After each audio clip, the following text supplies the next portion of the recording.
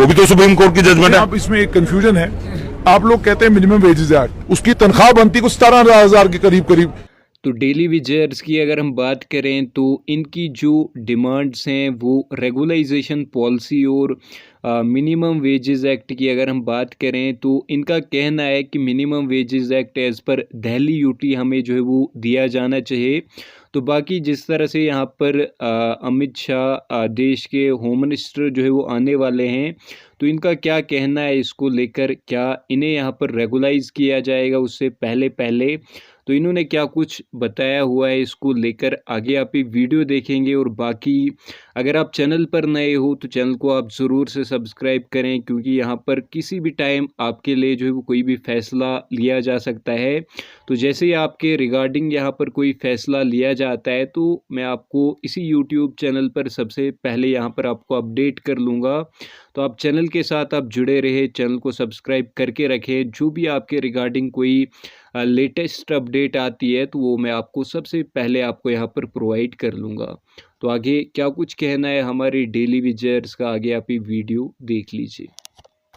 दूसरी बात यह है कि 94 से लेके आज तक जितनी भी स्कीमें लगी, 7200 स्कीम लगी है, 7200 स्कीम के ऊपर 72,000 लोगों की जरूरत है। 10 आदमी एक स्कीम के ऊपर काम करते हैं। अगर 72,000 स्कीम, खाली पीएचई की बात कर रहा हूं, तो हमारे पास 30,000 डेली वेजर है और 18,000 परमानेंट एम्प्लॉइज है। 48,000 बाकी का अभी तक लगभग 28,000 शॉर्टफॉल है। दूसरी बात, 94 के बाद जितनी भी स्कीमें जो लोग रिटायर हुए, उनका जो सैलरी का पैसा आता था वो कहां गया?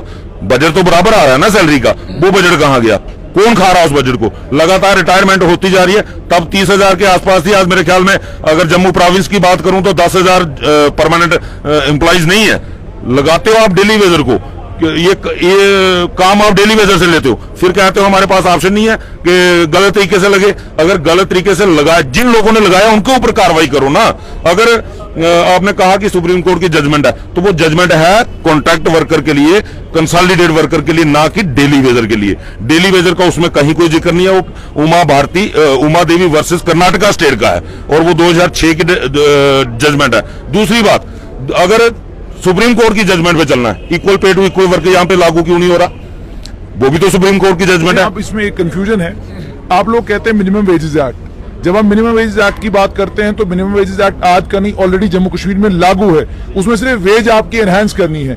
आपकी जो एनहांस वेज भी सरकार ने की है 38% जो उन्होंने कहा कि वृद्धि हम करेंगे, वो वृद्धि करके भी जो आपका स्किल्ड वर्कर है उसकी तनख्वाह बनती है 17,000 के करीब। तो आपको मिनिमम वेज चाहिए या आपको रेगुलराइजेशन चाहिए? क्योंकि आप लोग तो मिनिमम वेज की बात भी तो आप में से बड़े सारे लोग करते हैं, या आपके लोगों को समझ नहीं है इस चीज की कि हम मांग क्या रहे हैं?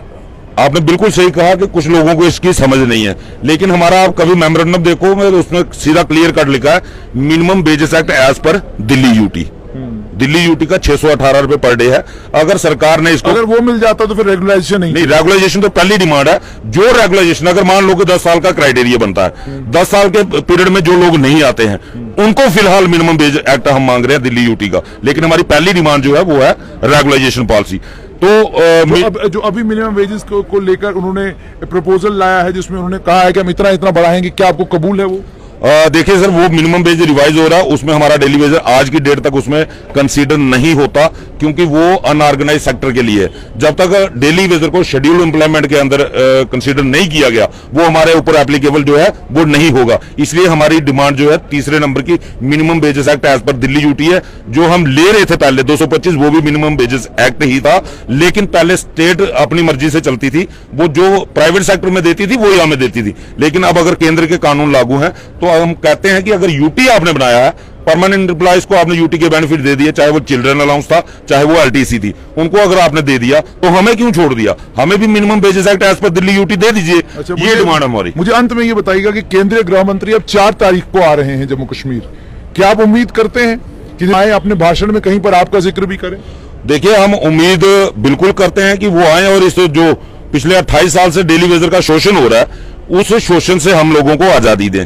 और इसीलिए हमने दिल्ली रजौरी चलो का नारा भी दिया हुआ है। हमारा तमाम का दिल्ली विजिट जो चाहे वो किसी भी डिस्ट्रिक्ट का हो, वो सारा का सारा उस रैली में शामिल होने जा रहा है। और अगर वहां पे हमारे हित में कोई फैसला होता है तो ठीक है, नहीं तो ये जो ब्यूरोक्रेसी, जम्मू की ब्यूरोक्रेसी कहीं ना कहीं केंद्र को भी गुमराह करने का प्रयास कर रही है, इसकी पोल वहीं उसी रैली में खुलेगी। वहां पे मुर्दाबाद के नारे भी लगेंगे, हंगामा भी होगा। अपनी बात जो है अमित शाह तक जरूर पहुंचाएंगे और जोरदार तरीके से पहुंचाएंगे कि ये लोग हैं जो आपने इनको भेजा था कि जम्मू के लोगों के साथ, जम्मू कश्मीर के लोगों को आपने तरक्की के रास्ते पे ले जाना है, लेकिन ये विनाश की राह पे ले जा रहे हैं। आज सुनवाई किसी की नहीं हो रही। हम पिछले 98 दिन से लगातार संघर्ष कर रहे हैं, लेकिन आज तक किसी ने कोई सुनवाई नहीं की।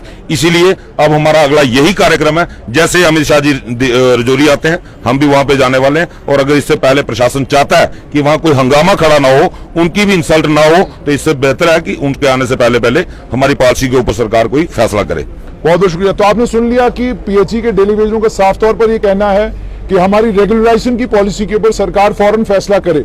हमें उम्मीद और तवक्का ये कि केंद्रीय गृह मंत्री के रजौरी आने से पहले ये फैसला लिया जाएगा, ताकि हमें कोई बवाल